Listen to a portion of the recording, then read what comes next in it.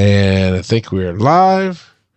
So Tyler does not like going live without music. So I'm going to slowly hit the button. Slowly hit that button, dude.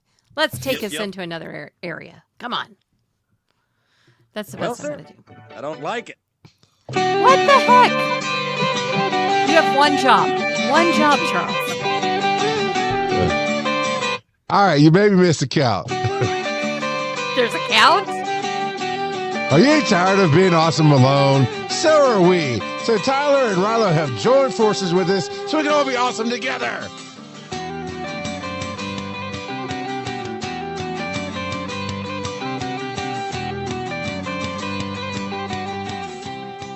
Yes, there is a musical count so I can time out the live intro every week. And that's probably the most aggressive be awesome together intro I've ever done. But that's neither here nor there. That's Hello, very professional Tyra. of you. How can we Charles. help you? You say help me. How can we help you? Well, okay, we all remember, was it last week or the week before? I don't remember, but we've had multiple audio visual issues. And, well, we had one tonight, but we figured it out before. Then we found out I have fat fingers and I hit the mute button a lot. So there's that, I guess. And update on Shelfgate 2025. Shelf Watch, yeah. Shelf Watch is still in effect. I think it is solely because he will not build the shelves that bad fortunes have befallen your beloved Chiefs. He hasn't built the shelves even before the bad fortunes on my beloved Chiefs. That's what I'm saying. If he built the shelves, the Chiefs would have won. That's what I'm saying. They played so bad. That's what I'm saying. Sorry to drag up the past. What time is it? It is just after 8:00 on the 12th, which gives us 3 days. It took me 3 days to finally figure out who won or lost the Super Bowl. Took you, sweetheart. I knew before halftime well, I had hope until like. Oh no, I don't pay attention to it. I try to go as long as I can without knowing who won or lost. See, for me, it was Tyra versus Phil. So I needed to know who was going to get sold and who was going to be partying. And the trash goblin Phil was partying. Which just sucks because yeah, he doesn't. There are Eagles players that I am very excited for, and there are Eagles players who I'm not. I feel that. A little side note as we introduce our guests, we've got the full run through Tyler here. And he volunteered last year for the first time at DragonCon. First time volunteer at DragonCon for our department. And I'm seeing all the Deadpool stuff. Do you have an AMC theater near you, sir? No, I stole these from when I worked at Walmart.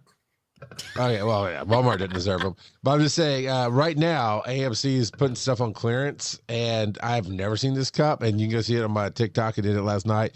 But it's the size of my head, a giant metal, like Stanley style cup. That's all Deadpool. It's his face. It's all official and it's nice. And yeah, that's like 3D printed. Yeah, it's actually smaller. No, this was Aldi. Aldi? Wow. How did I miss that? I would totally have bought that for my husband. It was several years ago. Like I want to say for at least the podcast, Tyler's holding up a 50-liter grog mug with a straw sticking out of it. And it has like a fake frothy top on it. It's pretty awesome. I'm only exaggerating by like 5 liters. It's huge. Well, yeah, 64 ounces. 64 ounces, I think.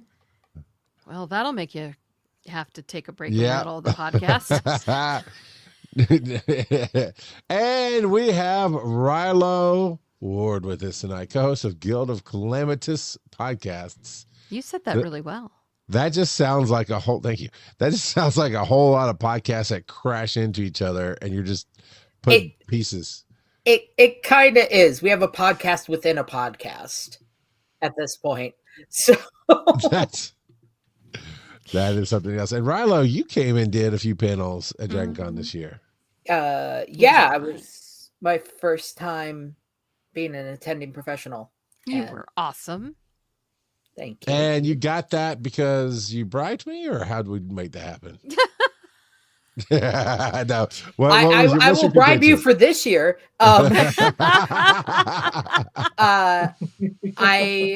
hosted for a few years going.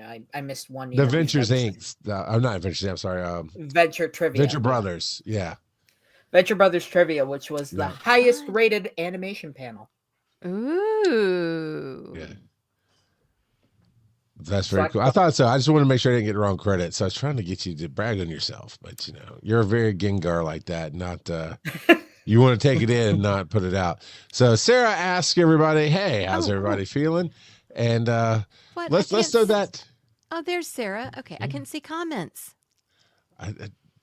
Tyra, baby, we gotta help you It's out. been here. a night. It has been. It has I'm been. just saying.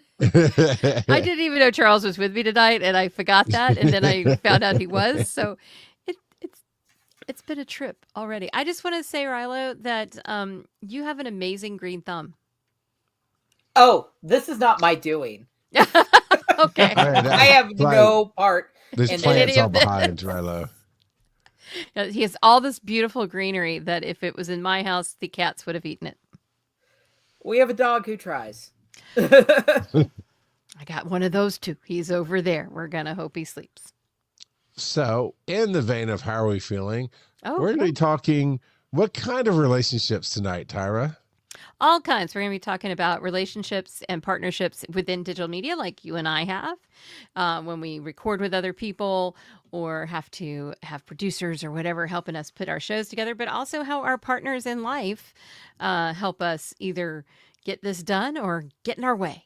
Could be either. Hopefully they're not listening if it's the latter. Oh, my wife's not listening. Either side it lands on. She's not listening.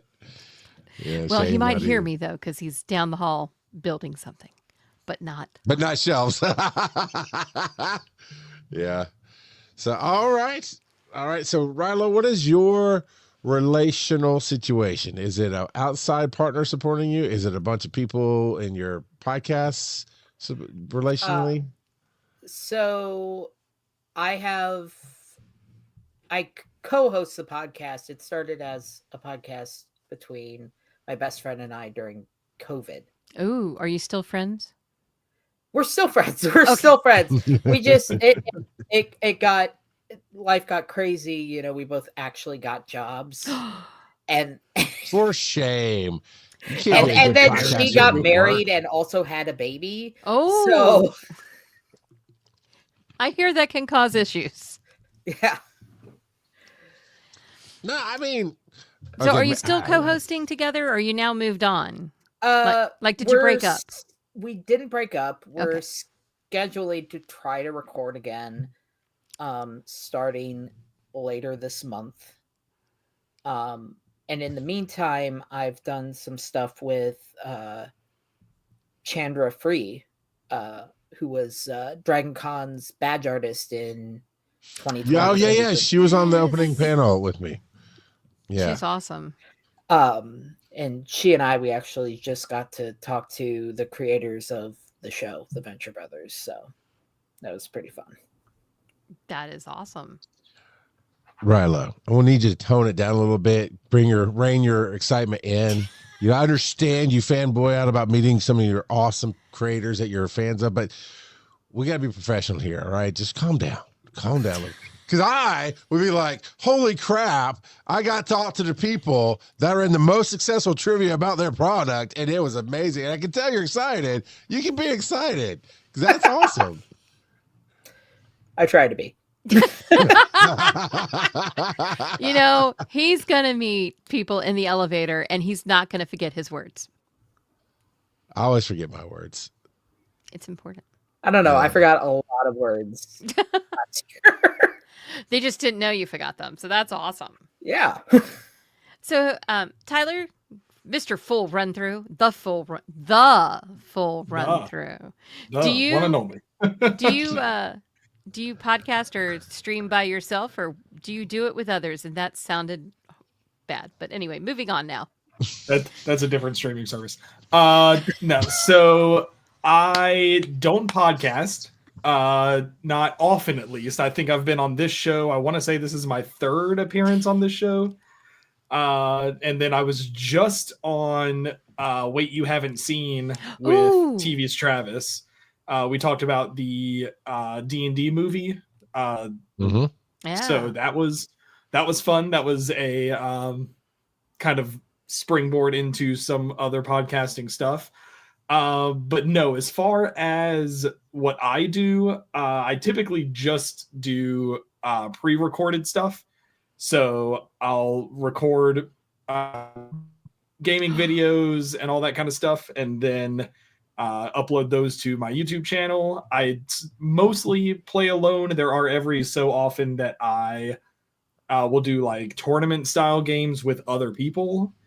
And then as far as actual partnership goes, and kind of the reason that I was brought onto this show is I have a very lovely wife who is very supportive of all of those previously mentioned things. Which is important. And it's Yeah. a new wife, isn't it?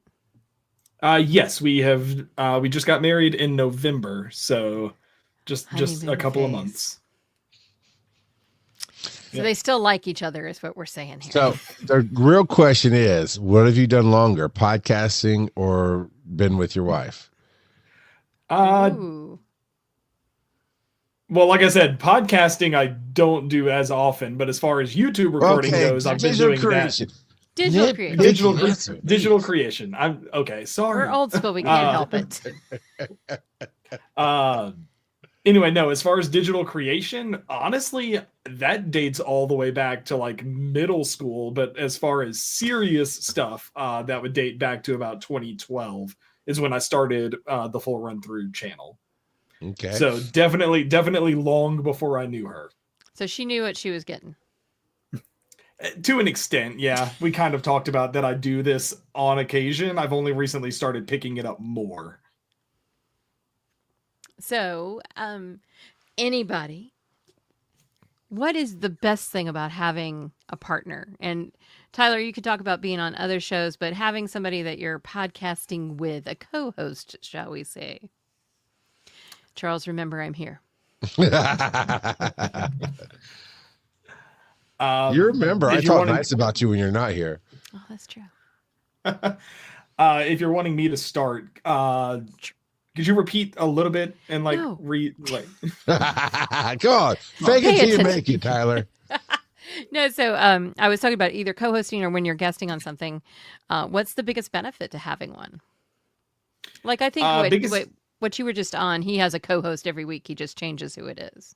Right. So being on there with TV's Travis on What You Haven't Seen, that was kind of the first, I guess, one-on-one thing that I had ever done podcast-wise. Because like I said, I've been on here once or twice before, and it was kind of this same setup where it was just a panel of about 3 or 4 of us.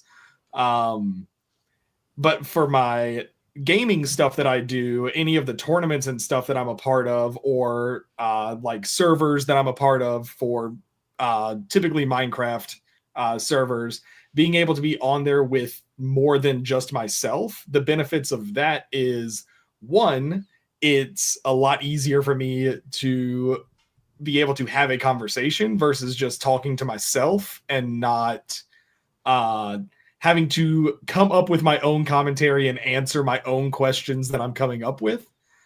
And then as far as from a, I guess you could say, business standpoint, it's better to, because anytime that I'm ever on those servers or on those tournaments, other people are also recording. So then it's a collaborative thing. It gets my name to their audience. It gets their name to my audience. So it kind of builds that community a little bit bigger. Rilo, what about your co-hosting? I think both Chan and Garden, my regular co-host, they both keep me on task because we record at night, and I don't know if you knew this, but if you take an ADHD med in the morning, it is normally worn off by about 7:30 at night.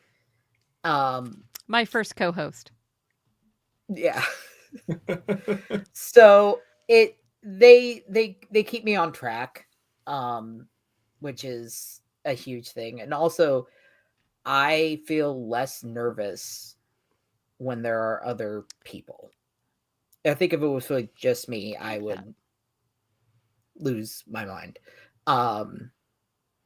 Like I also just did. I haven't really guested that much, but I also just did. Wait, you haven't seen? And we did Wicked. So, Yeah, there's a story behind that. If you're Charles welcome. gave it up. I did. So I claimed as soon as it came out, I told Travis, like, okay, we're doing Wicked together. And so he had earmarked that. And then Better Man came out, and I was like, okay, we can hold on Wicked, or if you have somebody guess, you could give it away. And like instantly, he's like, yep, next is Wicked with God. Riley. I was like, holy crap, dude, that was fast. So yeah, because when I saw that kid, I was like, yeah, the seat wasn't even cold yet, Travis, and you threw somebody in. So yeah, it was great. Though. I enjoyed the episode. It was fun. Yeah, well, when you're a theater nerd, that's and the theater nerd movie is there. Yeah, no, that was a good choice. Travis did a good choice. I just threw Travis's link into our private chat. You want to throw it up on our channels, because we love TV's Travis. We've all been on his show. This is the wait, you haven't heard of TV's Travis podcast. We just hang him out. This is true.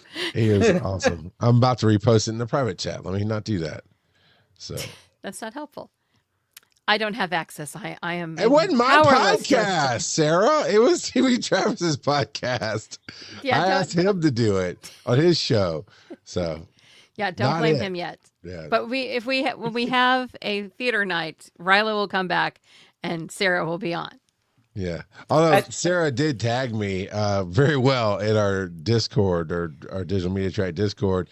She's like, yeah, this is where I got a podcast. It gives some guy in the theater's like, oh, Wicked? Yeah, I heard that one song on Glee one time, and it was in this movie. Like, yeah, that is my Wicked origin story, so I'll take it. We all have one. But how was it going on to another show, Rilo, with somebody that you really didn't know that well to work together? It was nerve-wracking. Kind of like doing the panels too. Like for digital media was kind of nerve-wracking for me as well, because I knew none of you guys or anything like that. But and that can be really like when you're walking in and you know nobody, you're like, frack, there's nobody to like. There's nobody. I'm totally unprepared. I had no idea about the Discord server. Nothing. Well, now you do. Now I do. So I'll be better prepared this year. We keep threatening to have a newsletter. Technically, we have the sign up for it. We just don't put anything out on it. But it's originally designed for people who propose panels but don't necessarily want to be involved in Discord. There are people who don't like Discord. I know, shocking. I don't know who those weirdos are, but I can't think of anybody that doesn't. Oh, I know a little troll out in Utah who doesn't, but he doesn't count. A little troll out in Hammond. Oh, yes, but we like Hammond. He books our guests. So if he doesn't like Discord, that's okay. But yeah, and honestly, right place, right time. Somebody who likes to write newsletters wants to come along. I know Cause has we've bantered it about once or twice, just haven't get real serious about it. But if people want to pitch in and get serious about it, it's there. We'll make a way. But yeah, it's a thing. And Sarah says we're the only reason she uses Discord, and that's fair. If it wasn't for you guys, I have this amazing group of women that I met in Discord, a different Discord channel, but I never would have found that Discord channel had it not been for our Discord channel and Joe forcing me to try to understand it. Because I still don't. Like, there's no chance of me having my own Discord channel. So, and that's okay. It is what it is. What about you, Tyra, and your relational partnerships in podcasting or digital media? I'm a serial monogamous when it comes to podcasting partners. That sounds horrible.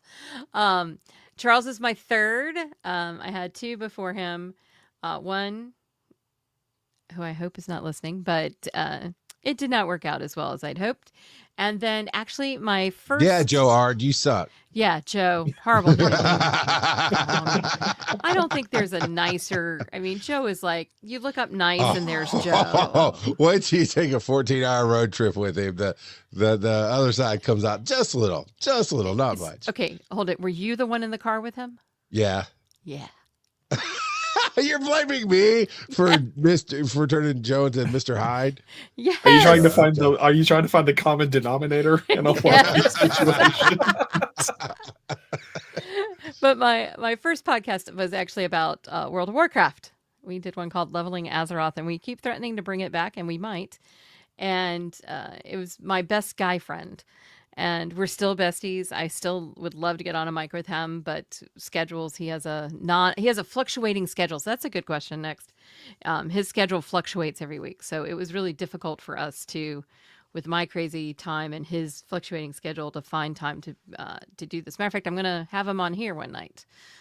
I don't know when or what we're going to talk about, but Charles and him, I'm sure, will have a great time beating me up. But I have found that the best partners that I have are ones that I get to banter with, because I don't necessarily banter a lot. I'm not very sarcastic. I usually don't get sarcasm. And so it's, for me, having a partner that I can be funny with helps. And Charles allows me to be funny most times. Sometimes. Am I funny? Okay.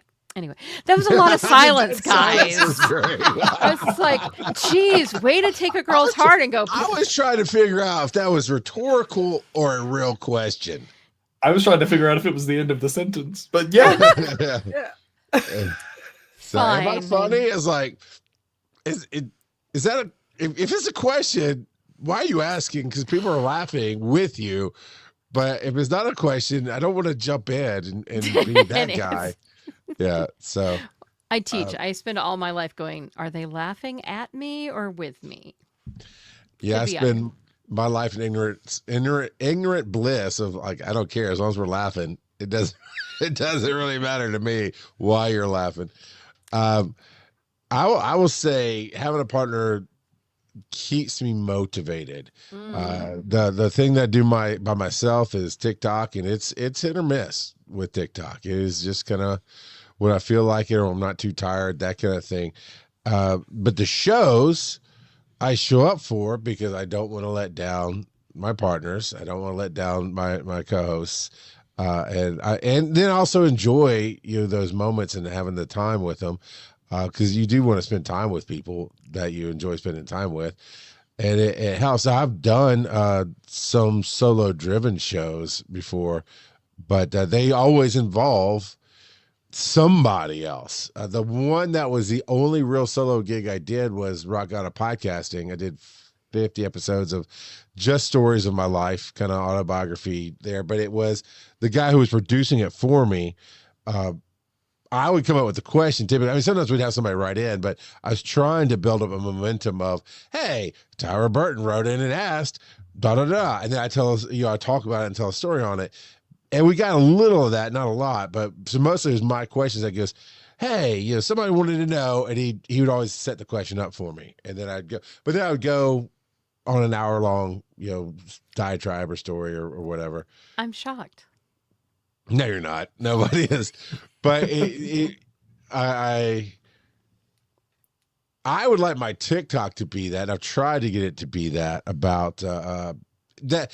I think every human needs some kind of interaction, and some people are really good at finding something that triggers in them to talk about things.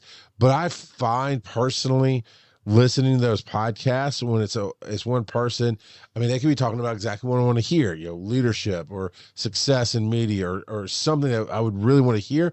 But I find a disconnect in listening to a solo podcast versus a conversation with somebody else, because in the conversation, I always feel like I'm in it.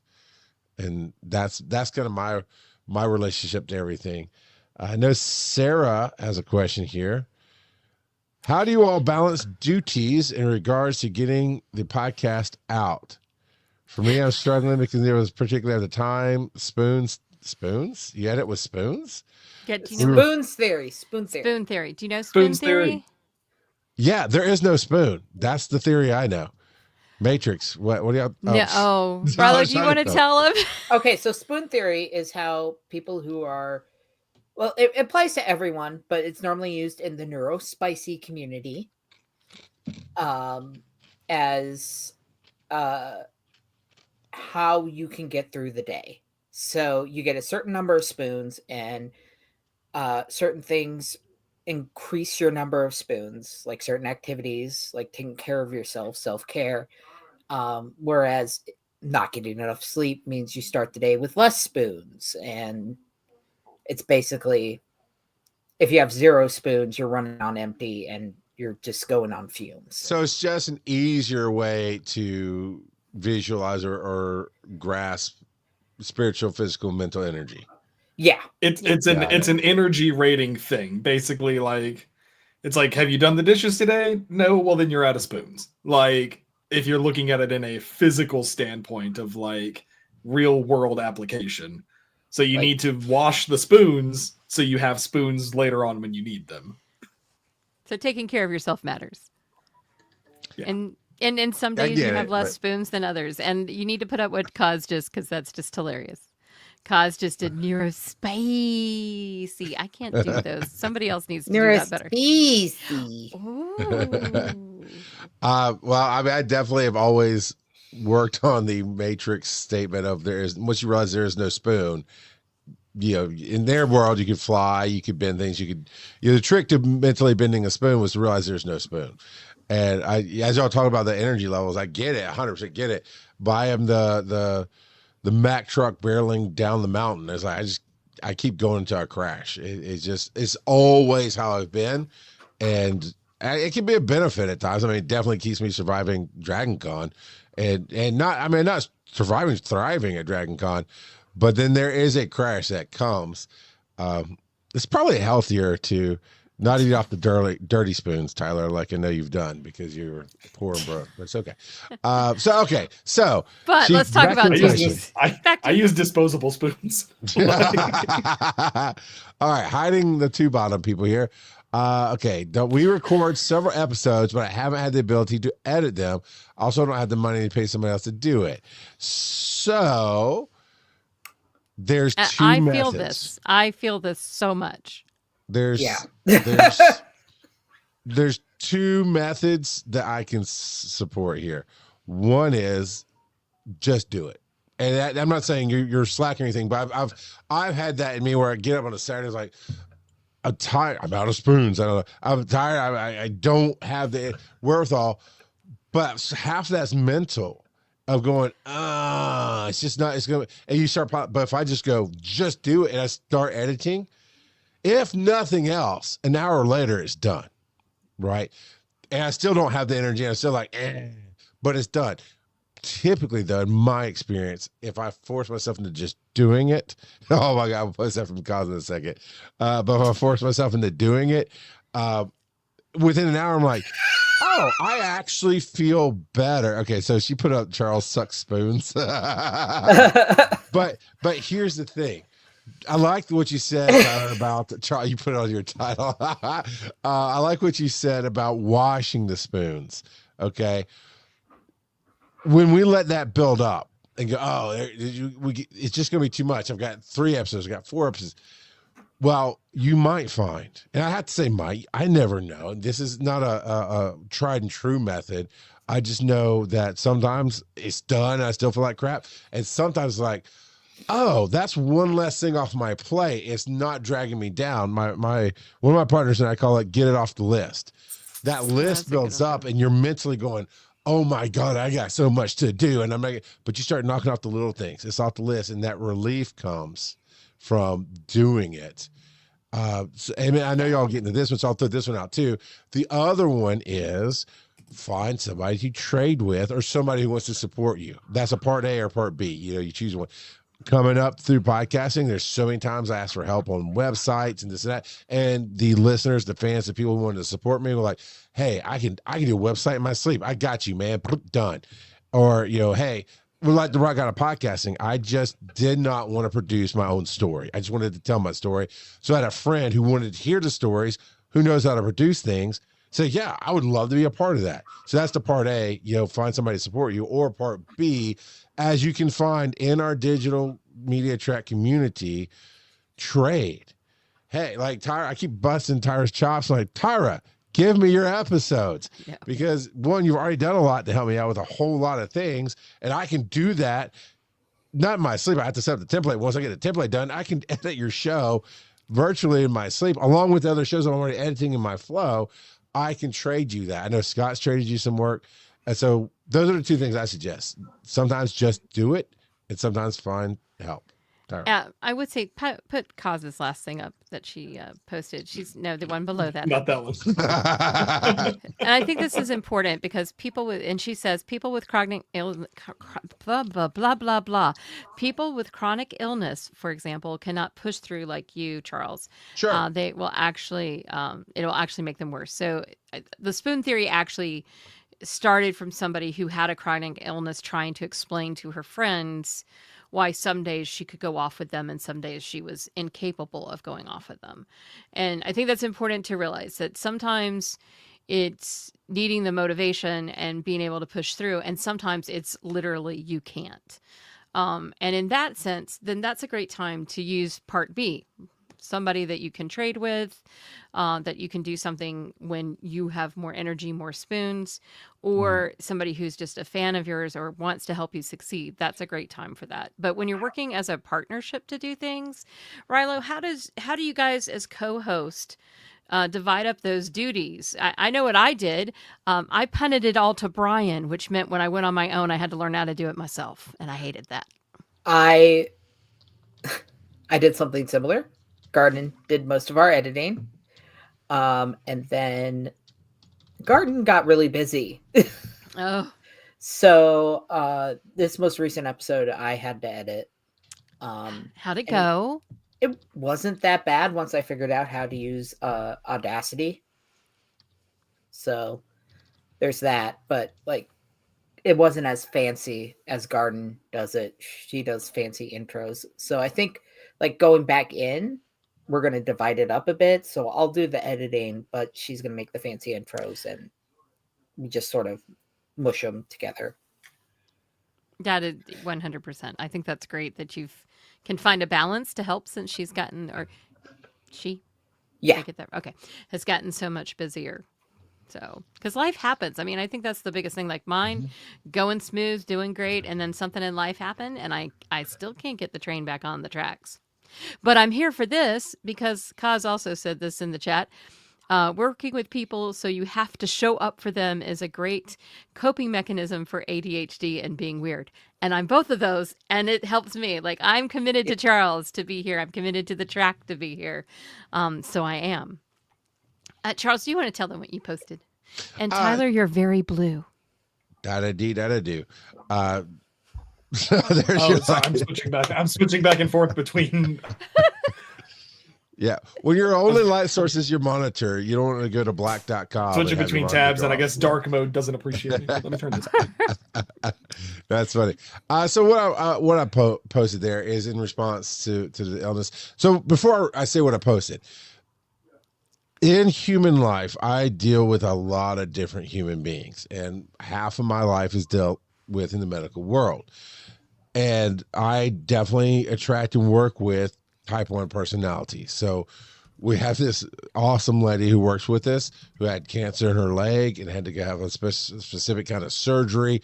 And like that night in the hospital bed after surgery, she's answering emails and pushing through. And in those cases, I always take that minute to remind the humans around me, you have to heal. You have to take care of yourself. So when I say the things like, push through, I'm trying to be very gentle and going, I don't know your situation. I'm not saying just suck it up, buttercup, because that doesn't always work, because that leads to my next thing about if you don't take care of yourself, you will fail. And what I posted is the only thing worse than asking for help and not getting it is not asking for help and dying in whatever sense that relates to you.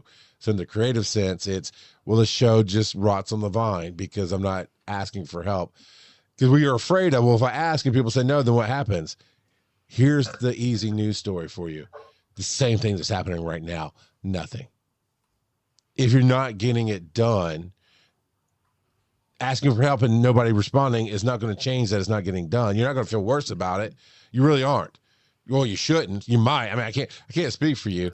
Your Rilo might talk to his plants and feel really bad. I don't know. They're not even his plants. They're not even my plants. Not even your plants. Stop depressing. Anyway, no. But here's the reality. We feel bad because we think we should feel bad about things. And so we're wanting this show to go out in this scenario. They're 2 or 3 are recorded. They're just not edited. Strengths and weaknesses comes in too. If it's like Tyra, you said you didn't really like editing. You love this show because I love the editing part. You show up, you do promotion, what you like. You keep me on track. We do some organization. She does the part she likes, and I do the part I like. So, but if you don't ask for that help, if you don't say, would somebody be willing to work with me? You'll never receive that help. True. And I think that's the worst case scenario. I do have to say one thing. Valencia's in the house. We've missed you, Val. Okay. I think she's going to be in the house March 1st at 800 E Studios at 1 o'clock for Pod Jam ATL. If she lived in ATL. No, we don't caveat. We say, I believe, I do declare she will be there. So we'll go for it. No, go. I say, Rilo, you talk about working with the different partners. You talk about separating the things that need to be done. So what would stop you from asking somebody either inside your group or outside your group to help with that? Oh, it's mostly fear of rejection. Oh yeah, I'm with you. So, well, okay, if they're your partners, but if they're my partners, it's I don't want to put too much on them, too, because this podcast is like really my baby. Aww. And I'm very, sweet. I take very, I care a lot about it. Enough to let it just not get done. I'm just trying to gently work you through. I'm trying to work you through. It's your baby and you love it, but you don't want to impose on other people. Well, how are we gonna reconcile that? I mean, I took a really big step just saying, I'll edit it. I got this. I can do this. And pushing out this interview I'd been sitting on since November. I understand these issues. You don't want to know how long mine have been sitting. But and Sarah said the same thing. She said, thank you for those answers. For me, it's absolutely fear of rejection. And I think that is true. I mean, even if you're just asking somebody to come be on your show.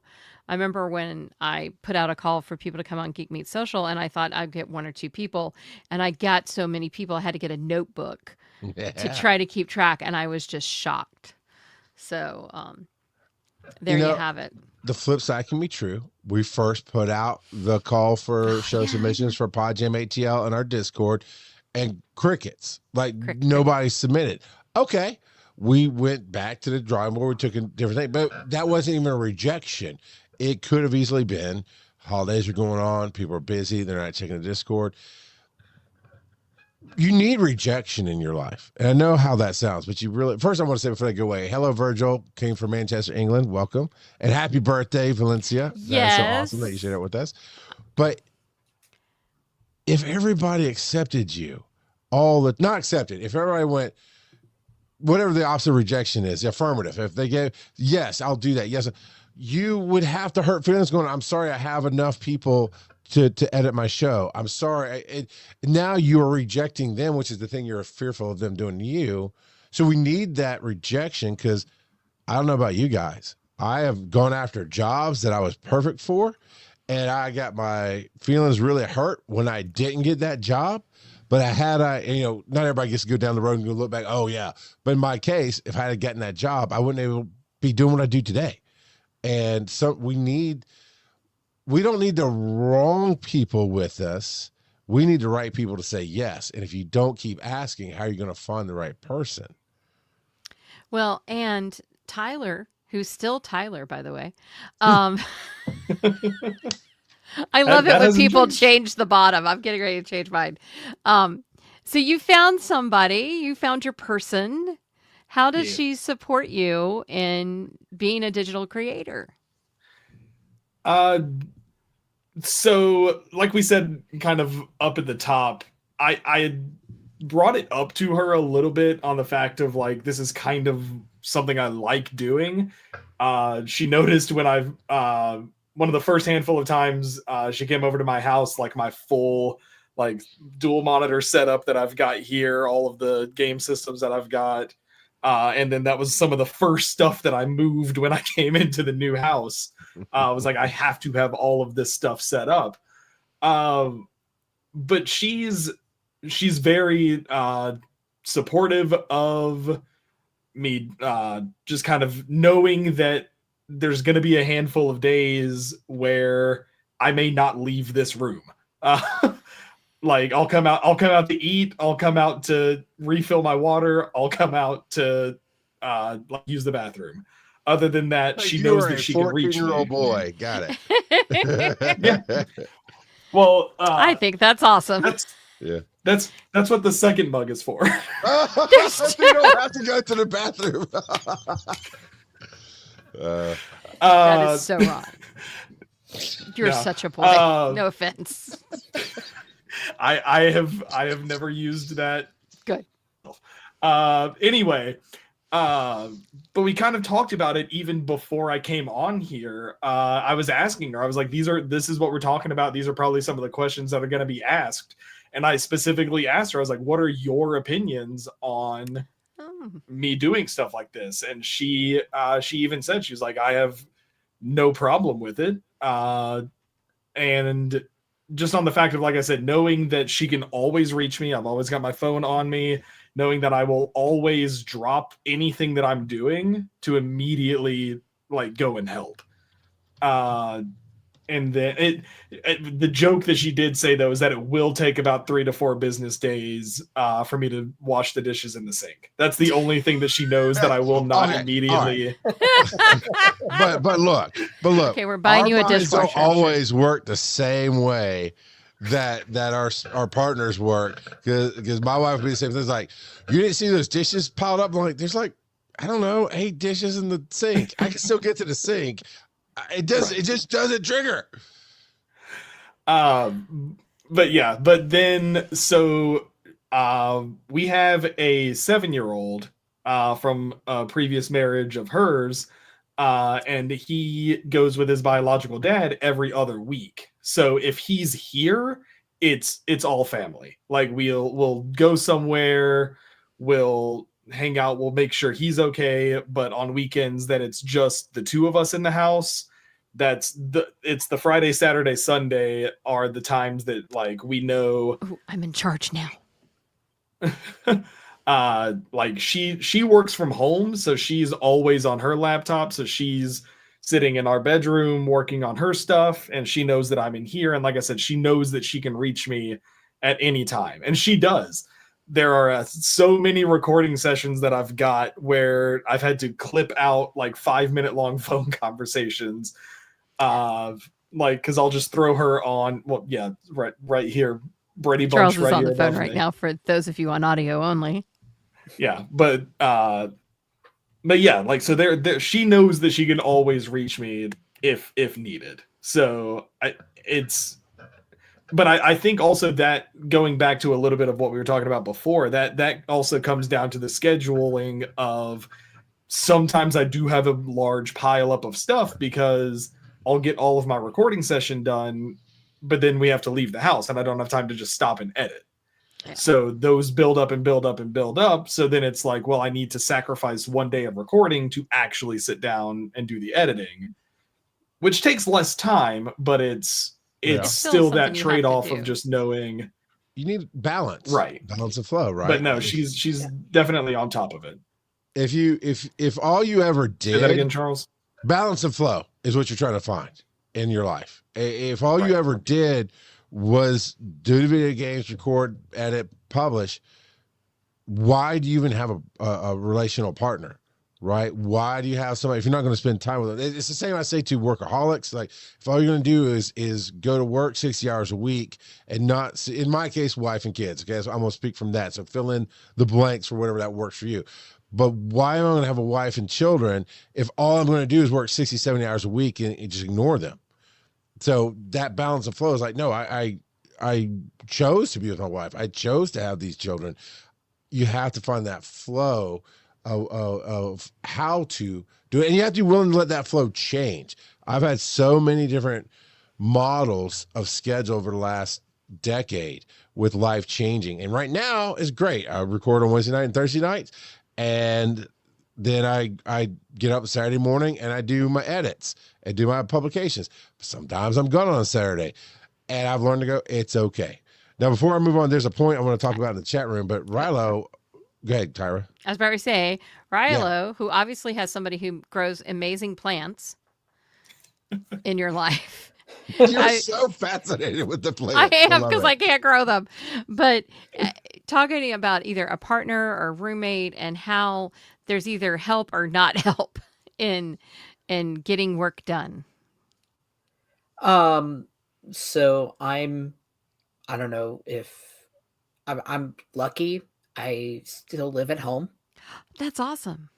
So I still have my parents here, and they're really supportive of my recording. Like they're holding off dinner until this is done. Like, for example, like they're in the living room.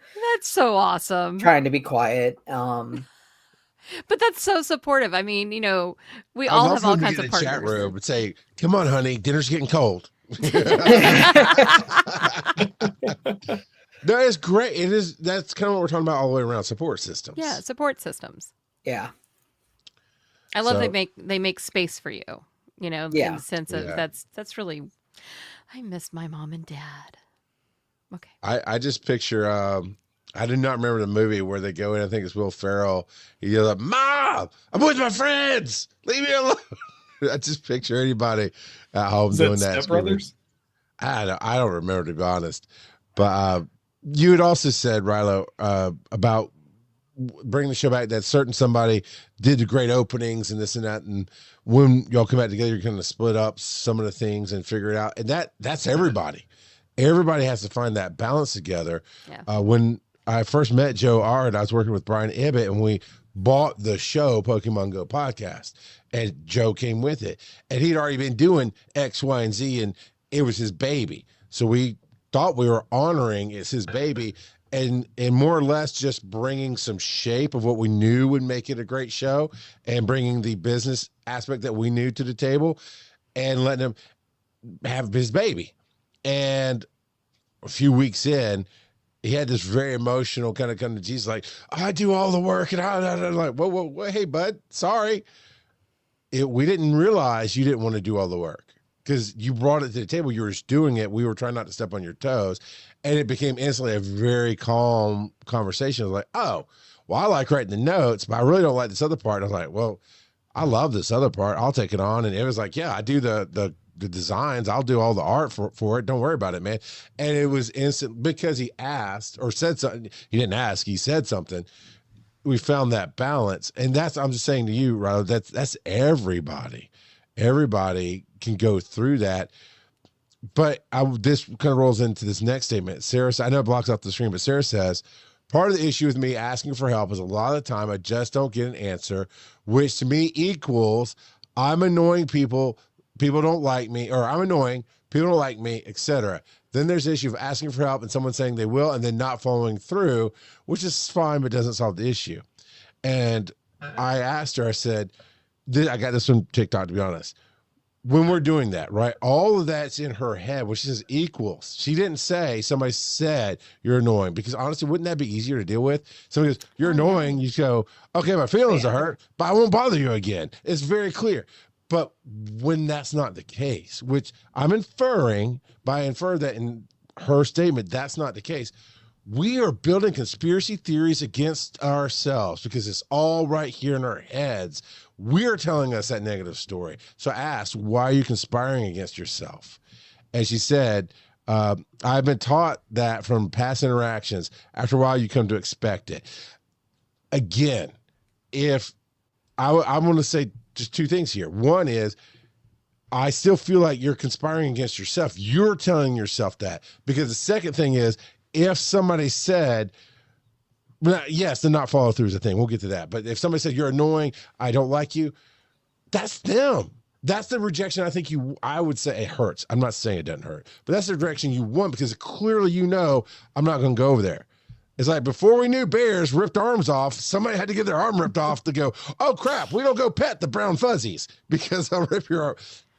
So that's a real teaching. Like if you, I'm going to pick on you, Tyra. Yes, sir. But I'm going to pick on Tyler because, he's easy to pick on. If Tyler, you came to me like, I want to do this panel. I'm like, no, man, that is the dumbest panel I've ever heard. Well, I wouldn't say it that way, but if I did, it would hurt your feelings. But you'd either go, well, that's not for that con. I'm not applying to that con again. I'll take it somewhere else. Or you would refine your thing. Or you would take it as, oh my God, I'm the worst in the world. But how you take it is how you take it. Right? I think it's also important to remember that we don't know what anybody else is going through. So I think what happens a lot of times, to me, this all goes back to is communication.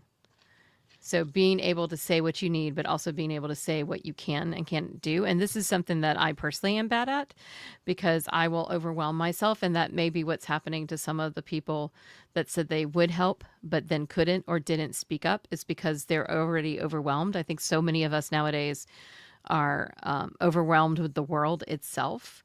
And it can be hard to say that. And so I think being able to communicate, what you need and being able to say that, and to your partner too. I mean, like I've had conversations with Shane about the fact that I need space to do X.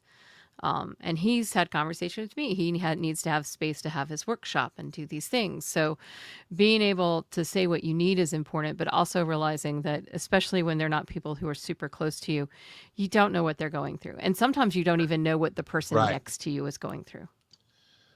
Right. And I cannot tell you how many times I have wanted to be there for somebody. I was excited for the project and said, yes, I will do that. And I never considered I had literally no space in my life to do that. And I'll let them down, which is the other part was saying when somebody says yes and they don't follow through. But that didn't have the same energy on it to me. When she said, when somebody says yes, they don't follow through, it doesn't solve the problem. Well, that's still a functional problem to solve, right? You move on to the next yes. But but it was that first part that got me. And you got to replace those words. And I've always, everybody has their own version. There's stuff from, I had it from what Cause said, but I lost it. Inside Out, or, everybody has their own motivational thing. Mine, I know it was a skit, but it resonated with me. But Saturday Night Live, I don't remember the little character's name, but he was that therapist. He'd look in the mirror and go, I'm good enough, I'm smart enough, and gosh darn it, people like me. And it just hit for me. And I know it was a little bit of mocking the motivational scene, but also it wasn't. Like I remember the big one, he said that with Michael Jordan and made him say it. It was great. But you have to start that mantra in yourself every morning. One of you two, Rilo or Tyler, y'all said when you're talking about the spoon theory, how you have to do self-love, you have to wash the spoons to get them ready. That's those words. If you're not telling yourself you're good enough, then you've got dirty spoons to start with. Well, and depression is a dirty spoon. I mean, and Cause I was going to say, Cause has got some great stuff. Cause is awesome, and we're going to have Cause back on here very soon, whether she likes it or not. Depression lies. There is the voice in your head telling you terrible things. This voice is in your own, but you still need to battle it. Plus, it's like a lawyer and convince you that what you're saying is true.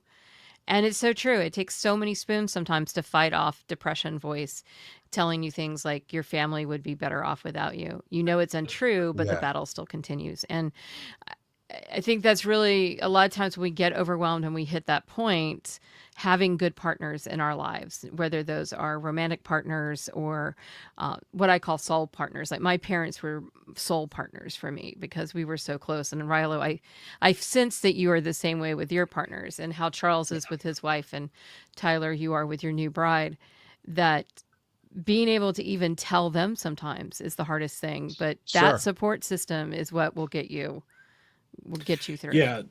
Yeah. So going back to like I've always got my phone, we can always be in contact with each other. It may not even be while I'm recording, but it could be while I'm out at the store. It could be while I'm at work. It could be anywhere. We just always are in communication.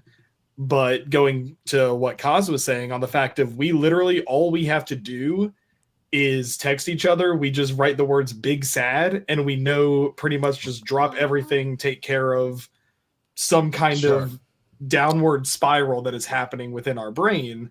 So it's immediately followed up by it's that thing of like, well, do you want help? Do you want to vent, or do you want to let it spiral for a minute? Or even have some space, unless your code is not for space. Which I mean, yeah. So I mean, well, yeah. The having space kind of is the let it fester, let it spiral, figure out where you're at. Gotcha. Then we'll move on to A and B, but C sometimes has to happen. It's true. So yeah, so definitely just always knowing the state, like the mental state that your partner is in, maybe not perfectly, but kind of understanding where they're at. Like, I can't do this today. Like, there are times where I'll come home and she's like, "Oh, you're home. Yay, I love you so much." And I'm just like, I no, I love you. Understand that I love you. I need to go sit in my office 5 minutes. Mm-hmm. Then I will come out. Decompression is so important. Interesting. I feel like in today's society, that's supposed to be a generational thing. All the younger generation is holding space, all this. But I learned from a boomer, honestly, when I was working in this job. And when my wife and I met and got married, our schedules were vastly different. I was working 24 hours on a truck and then 48 hours off. She's working 8-hour days in the evenings. So we had these built-in time slots that we were apart, which helped when we were first cohabitating and learning to live with each other. And a year in, I quit my job, took, as she did too, and we took jobs that matched schedules. Now, all of a sudden, we are always together and didn't know how to manage that. And this boomer sat me down. And I don't mean in a negative way, but I'm just saying he was of the boomer generation. So it's not a generational thing to say you need space. And he goes, every day I deal with all this stuff at work and all these things. And I get home about an hour before my wife does. And I will get a cigar and maybe a scotch, and I'll sit on the back porch. And I made sure I built a nice back porch and a nice backyard. That gives me, he didn't call it serenity and peace, but that gives me joy and serenity and peace. And I will just let the day fall off of me. And then she gets home, we start planning dinner. And, then she gets time here or there, blah, blah, blah. And I'm like, it just never dawned on me. So the fact that I would say, if it is a generational thing, is that the fact that you guys don't have any shame in it. That as a younger generation, this is important. And I think that's important to have with your podcasting partners and even your friends, is to have, like, I suck at it, by the way. So like my husband used to like pull his ear or do something that he thinks I would notice that we needed to get out of a situation. I'm oblivious.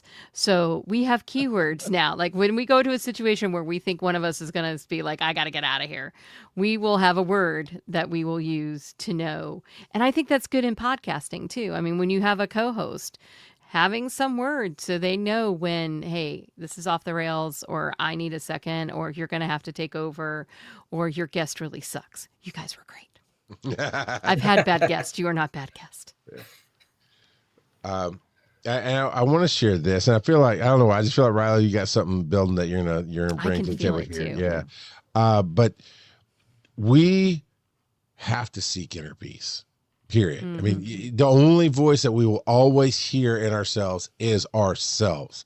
So if you fail to bring your own positive words, you will not shine a light into the darkness to start cleaning up in areas. You don't have to take on the total big dark monster of what, and we do need to separate clinical depression from emotional depression, from just being overwhelmed and not feeling right, because we're in the darkness. But if you don't start shining that light in yourself, you won't start fading out the dark. And inner peace is always in visual representations like a flame, right? It's a light, whereas depression and everything else is darkness. It is evident in your lives when somebody says, hey, you did a great job. And doesn't matter what you say outside, on the inside, you know I didn't. You can't accept that compliment. You got to start complimenting yourself going, I'm proud of this. I did good today. I'll tell you, my thing is, I'll sit at a baseball game of my son's that I'm bored to tears because he doesn't get it in any game. He doesn't get it. No player gets to do a ton, right? And it's baseball. And he's 13. It's not like he's pro level. Okay. He's 13. It's baseball. But it's like, but I'm here for him. And when those few moments he gets to do, I'm taking pictures and I'm videoing, and I'm proud of myself, not for what it's going to do for his life, but because I didn't go, well, I'm going to be bored and it's crappy and it doesn't really matter because it's just 13-year-old baseball. I did it because I overcame my own darkness in that moment and said, I'll just go do. No, so it actually does matter a lot. I mean, I think when it does, because if you're not there in their lives all the time, it does. But I am, yes. Well, there's you're a showing up balance for something that's important for him. So, I've like, done that. Yeah. so like, I know my husband does not listen to my podcast. I'm okay with that. It's probably best, but he always supports me in doing them. So that's important. So, Rilo, what has been gurgling to get out? We can feel it. Or maybe it's just the lovely hat that makes me think Pokemon. It is, as someone who does suffer from clinical depression, it's having a partner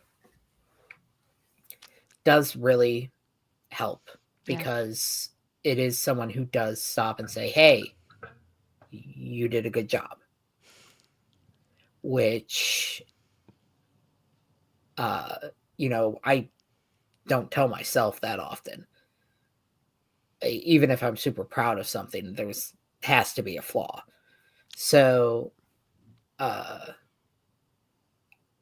would say that's probably the biggest benefit of doing like a show with someone else. I agree between that and accountability, because accountability is, for me, is the thing that drives me. Yeah. It really helps. And what if we made ourselves our own partners? Not so much accountability, because that's always tough. But I hear you a little bit, Rilo. It's like every show I do, everything I do, doesn't matter how great it comes off, I'm already going, here's the next thing I can do better. That's a refinement thing. But I also say, I give myself space to go. Tyro and Tony and I went and did a show down in Tampa, Florida. In Pensacola. Pensacola, not Tampa, Pensacola. And her and Tony were just like, man, great shit. And I'm in the car going, could have done this. But I had to let myself open up to accept that. When I say, what if we're on our own partners? You said you have a partner there, and it helps for them to go, you did a great job on that. You need to accept that. But if we are oppressing ourselves, because there's depression, there's oppression, and if we're oppressing ourselves by always saying we're not good enough, by always saying there's something better we can do, what if we just split off that other voice that says, I did do it. Today was good enough. And it doesn't have to be great, doesn't have to be perfect, but today was good enough. And sometimes getting out of bed is good enough. Yeah. Last night, actually, I started what I'm hoping is going to be a consistent, thing that I do, where I came in this room, set the lights super low. I literally, like, right here behind me in this little empty space right here, I laid on the floor. I put on some lo-fi music. I just sat there and literally just in my brain did exactly what you just said, which was tell myself, there are things that I need to change. Here are things that I'm already doing okay. Here are things to do for the future. And literally just told myself, I'm not perfect. I don't need to be perfect, but I need to at least be accepting of the fact that I'm not perfect.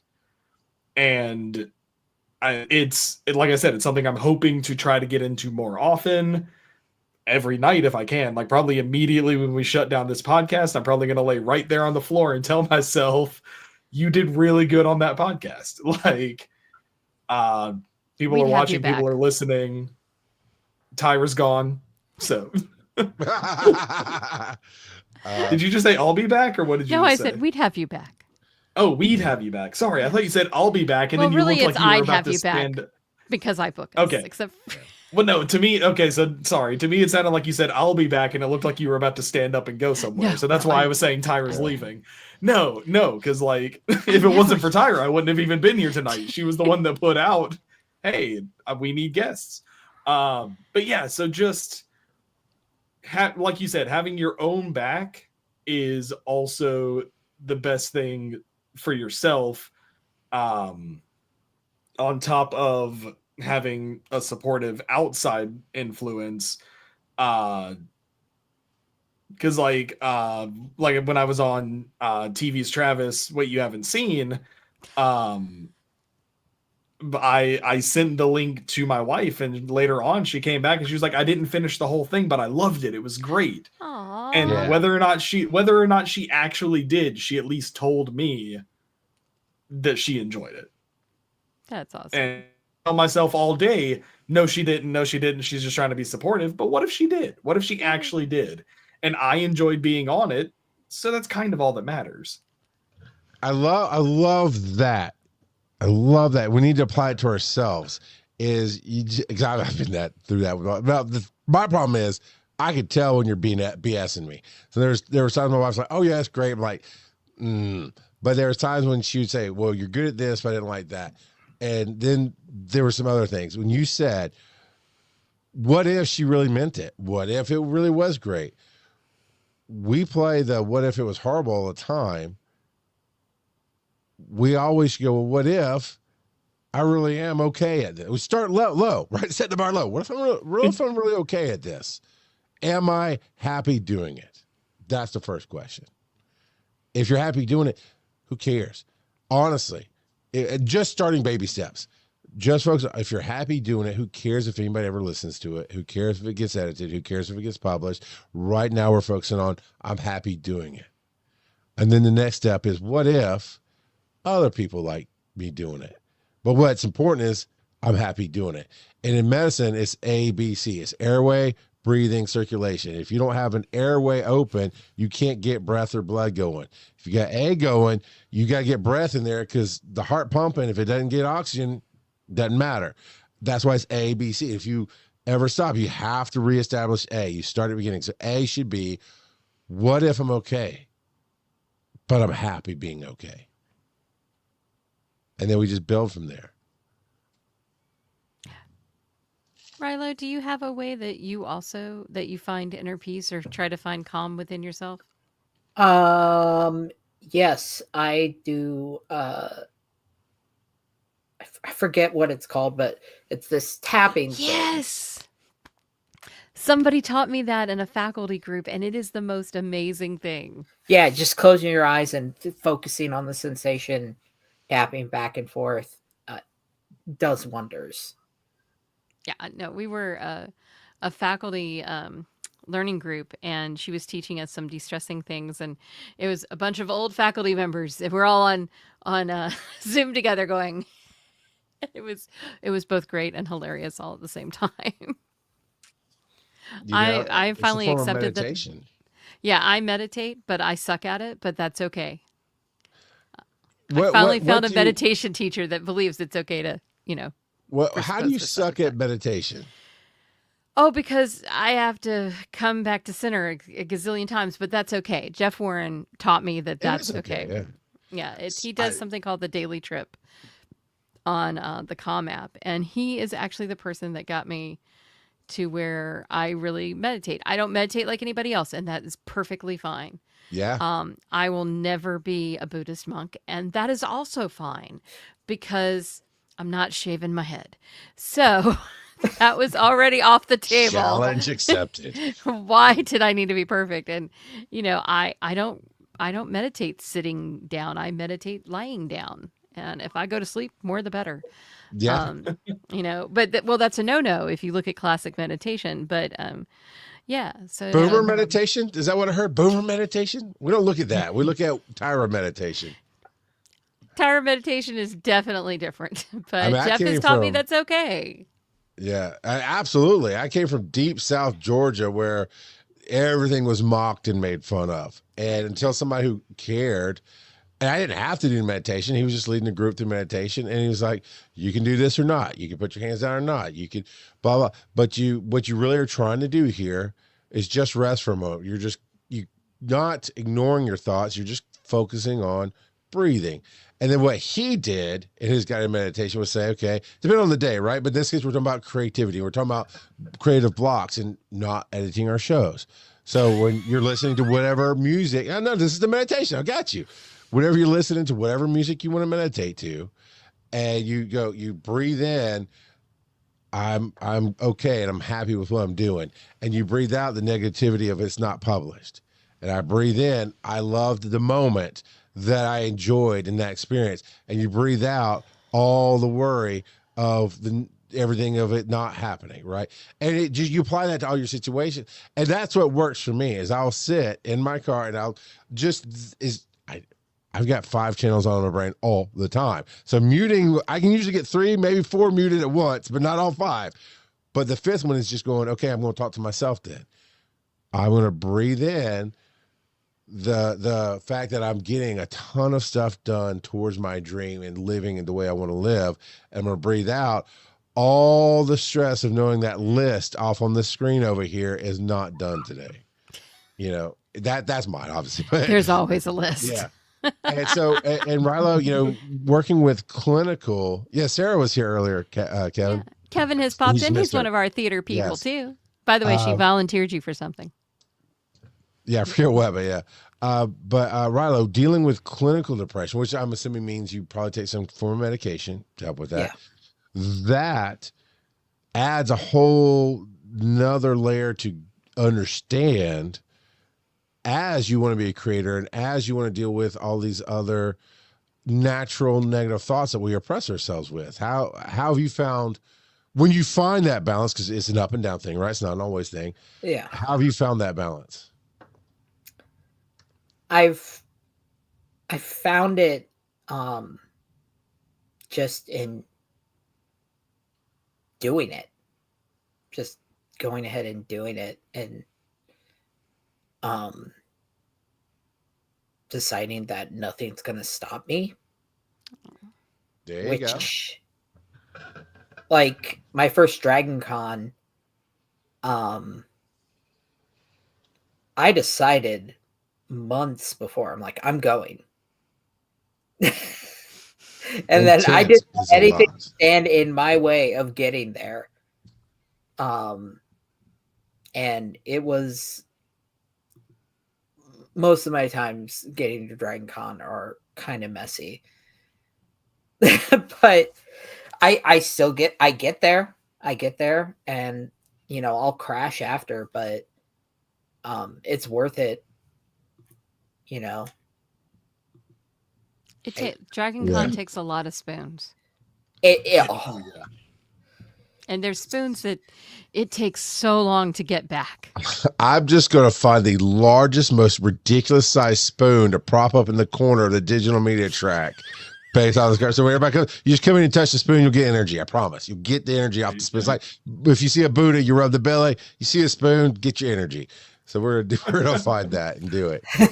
And honestly, though, like Dragon Con, because like we were talking about, this was my first year volunteering, and I know we've got the director of digital media, and we've got a not volunteer but very well reasoned to help out, and then a like panelist here.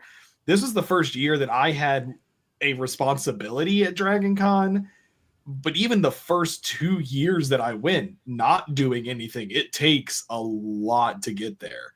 Like it takes a lot of spoons just walking around and enjoying everything.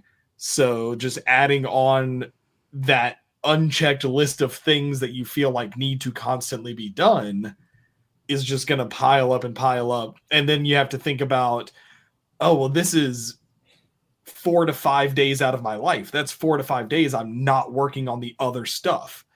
Like every hour that I'm not spending at my computer is an hour lost that I could have been, putting out content. Or but that's not how time works. I get it, but that's where that's where like the neurospicy brain thoughts. Yeah. Right. It's the neurospasty kind of brain that tells you, oh, these are hours of my life I'm not getting back, which, like you said, isn't how time works. But in a way it is, but it's right.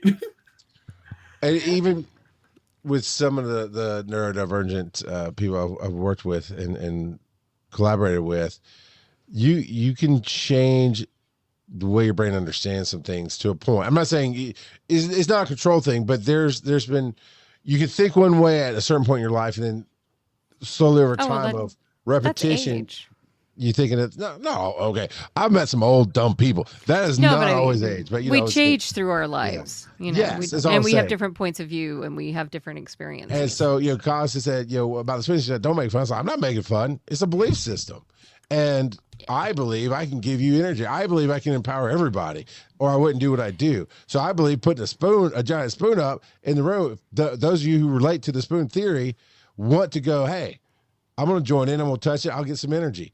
Whether you do, you don't, it doesn't matter. You're playing into a belief system that we're together and we're working together. Another thing I think I'd like to do is find little miniature spoons that say "Be Awesome" on. We can put "Be Awesome" on them and hand them out. So, hey, you look like you could use some energy, and it's not a mocking thing. You would just. I cannot put into words how many times just the littlest thing somebody has done for me or said to me. I kept it for the longest time. I had a tiny little, I know this microphone was like 5 cents on Temu or whatever, but I had this little microphone that I had on my keychain because somebody who was doing something awesome gave it to me at a con where we connected really well. And I put the power into that microphone and I carried it. And when it was gone, I didn't lose anything from it. Exactly. Yes. You got the bracelets. I don't have mine, but yes. That's all I'm saying. And all of this. And so you'd be surprised at how much, not necessarily placebo effect it would have, but just it's that thing of like, if you're in a bad mood, if you just smile for like a minute straight, your brain will start releasing the chemicals that tell you, oh, I'm happy.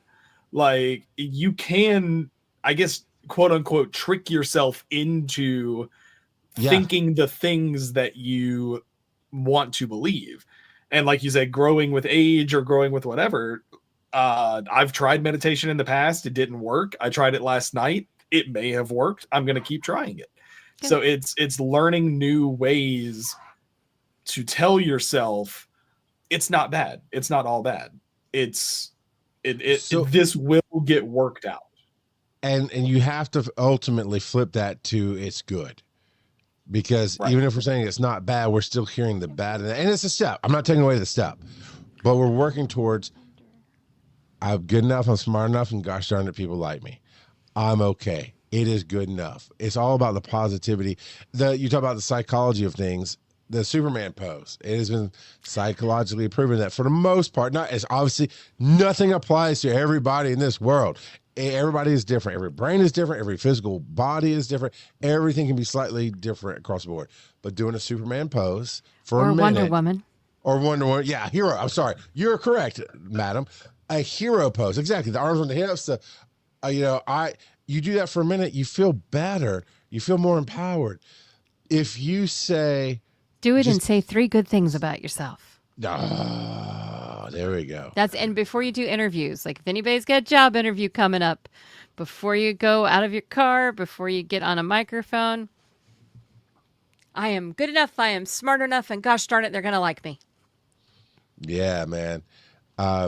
It's because I'll say I buy into all the negative things I say, and I can tell you about myself in my own brain. And I can tell you when I flipped the switch 20 years ago and said, I'll be damned. I'm the rock god of podcasting, and I don't care what anybody else says. And it was given to me, don't get me wrong. But somebody's like, oh, you're like a rock god. Boom, I'm the rock god of podcasting because I want to capture that vision I had of me on the stage. And that's the feeling I have when I have that vision. And for 20 years, I've just owned that and rolled with it. And I still have the you're not good enough, you're not smart enough, and nobody likes your voice in my head, but it's so much smaller. It's so much smaller that the louder of course, that is another reason why having a partner on a show helps you because you show up. You know, I'll talk about Tyra. I show up with Tyra. She's always happy to be here. She's always happy to see me. She's always happy to play and communicate and have fun. And like she said, I allow her room to be funny. No, I don't. She allows me room to try my crap and see what sticks. Okay, she lets me play, but we're all talking different words about safe space. Yes. Exactly. And that is so important in any type of partnership is safe space. And I think, Tyler, you have the best example with you and your wife and having that big sad. That's that's creating an automatic safe space. You know, and I think that's the thing I miss the most about my mom is she was automatic safe space. I could, immediately go, I've had a crap day, and she would care and listen and create that energetic space around me. And Shane and I have been together 15 years, and we're still trying to figure out how that works. My mom had 50, some odd years with me. So, no, did she? Hang on. No, she didn't. She had 40 some odd. Sorry, I can't believe I'm. Well, as you're not even 50 yet, come on. I love you. I'm okay with being older. I mean, I'm 56, and I for me, age is something that you embrace. Now, my partner, on the other hand, is not thrilled that the numbers go up, but I'm like, it's better than the alternative, honey. Most days. I want to go around before we wrap this up, and each of us have a positive phrase that somehow are in our lives. Somebody said this to us, and it worked for me. Like it locked on and made me feel better about myself, or maybe it's something you repeat to yourself. It can be either or, but it's that a positivity thing that you have had happen in your life, because ultimately my mission in life is to help others be awesome, and that's where I try to balance that tough love with encouragement and discussion and understanding, because at the end of the day, there's a phrase I used to say, it is what it is, and it still kind of had a hopelessness feel to it. And somebody said to me not that long ago, it is what you make it.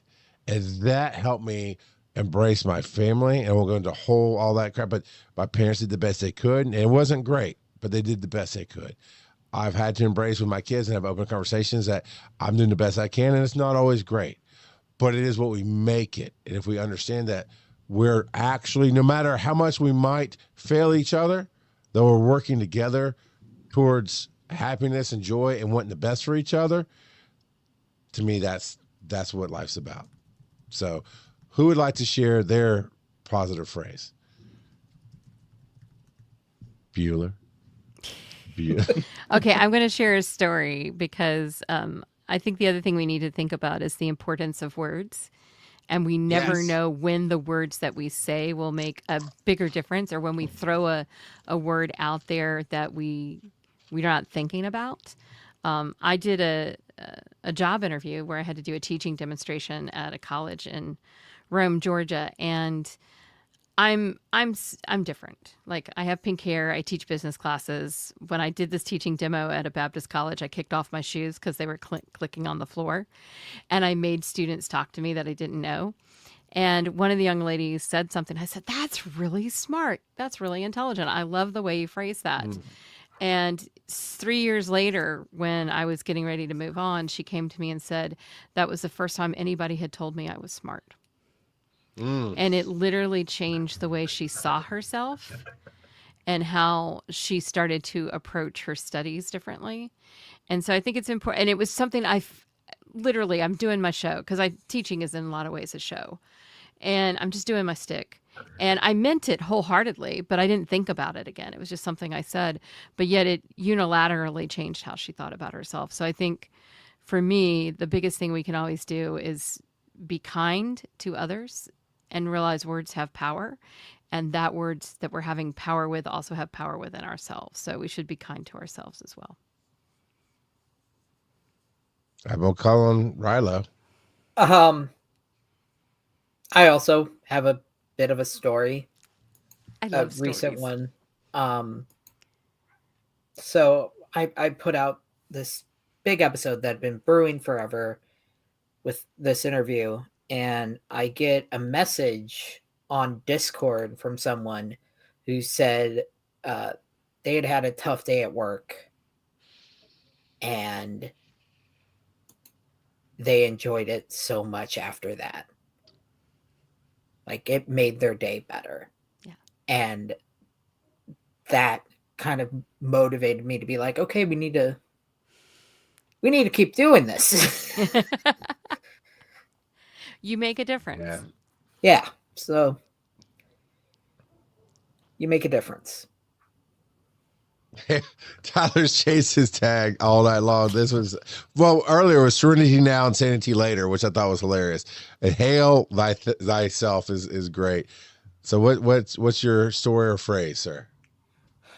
Exactly that.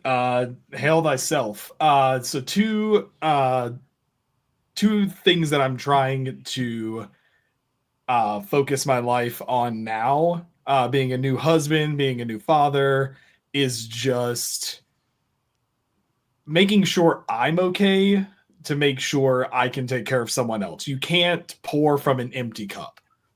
You have to make sure you're okay. You have to make sure you know what you're doing. So two things that I've got pulled up over here. It's like 7 tenets to live by. I'm only going to focus on 2. One should strive to act with compassion and empathy towards all creatures in accordance with reason. And people are fallible. If one makes a mistake, one should do one's best to rectify it and resolve any harm that might have been caused. And you can take that as either inward or outward. If you've made mistakes in your life, do your best to rectify them.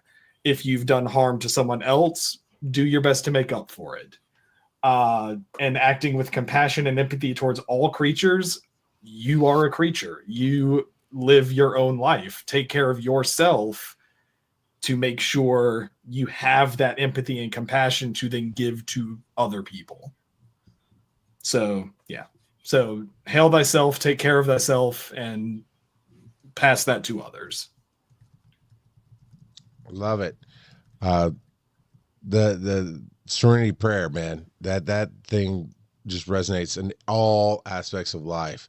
I'm not talking about God or higher, you whatever. It said, give me the strength to change that which I can, the patience to accept that which I can't, and the wisdom to know the difference.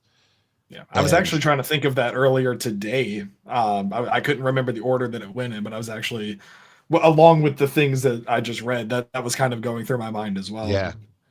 You know, and then when it comes down to it, I'm gonna paraphrase, but Shakespeare said, the whole world's a podcast, or no, life is a podcast and the whole world is your streaming platform. We're always putting on a show in everything that we do. You know, you're a little bit different with your parents than you are with your best friend. You know, you're different with your wife than you are with us, Tyler, you know, so on and so forth. We always are putting on a show. The only time we're not is when we're in our own heads, and that's the demons that we got to get rid of.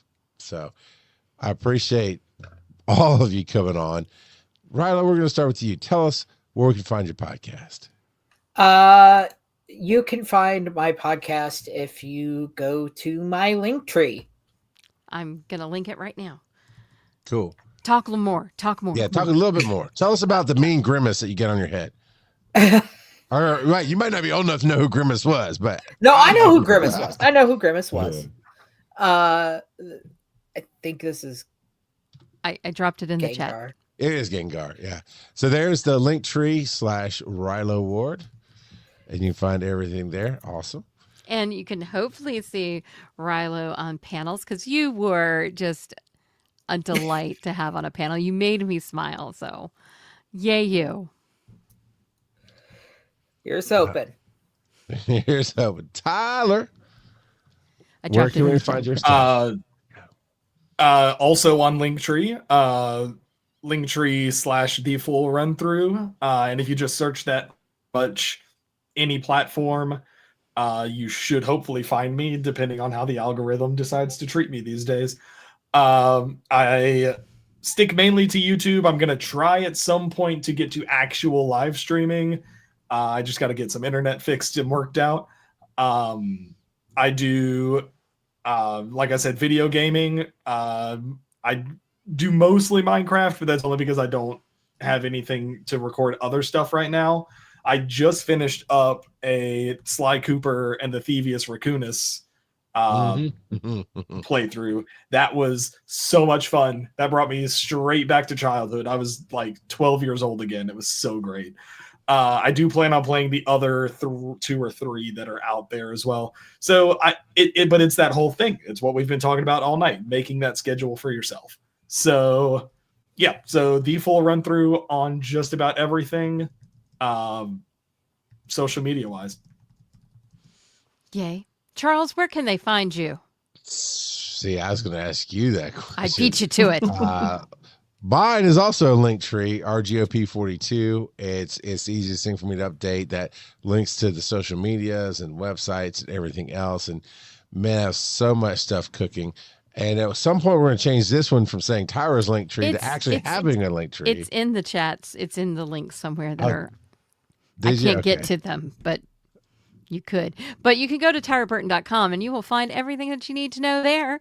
And hopefully by this summer, there's going to be some really cool stuff coming, because if I don't write and get these voices out of my head, I will probably be crazy by then. So stay tuned. And just because I have to say it, go Chiefs. I still love you. Taylor's boyfriend, you're awesome. Please don't retire unless you want to, and go and have babies. Anyway, Valencia, still together? we love you too. Yeah, oh yeah, they're still together. They are Okay. they bring hope and light to to those of us who are hopeless romantics. He is so emotionally intelligent. It's amazing. I mean, So- no offense to either of them, though. This is like the longest I think I've heard of a Taylor Swift relationship going on. She was with Joe longer, but Travis All I was know- better. Kelsey's just doing everything he can not to be in a song. That's all I'm saying. Oh, Kelsey's in a song. Touch Me While Your Boys Play Grand Theft Auto is his song. And I that's didn't the even know lyrics. that. I was making a joke about the breakup song. So if you'd like Tyra to ruin your manhood in footballing, tune in every week. Can you imagine being his buddies that were playing Grand Theft Auto We're and gonna then go heard the now. song? Thank you, I'm just everybody. Thank you, Ryan. I thought this was a PG show. It's always important to be transparent, and I guarantee you both have changed some lives tonight. So thank you for Yes. being on. Go thanks out for there, sharing your stories. do everything you can to be awesome together.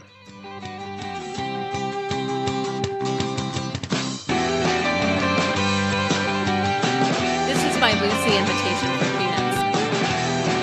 Peanuts.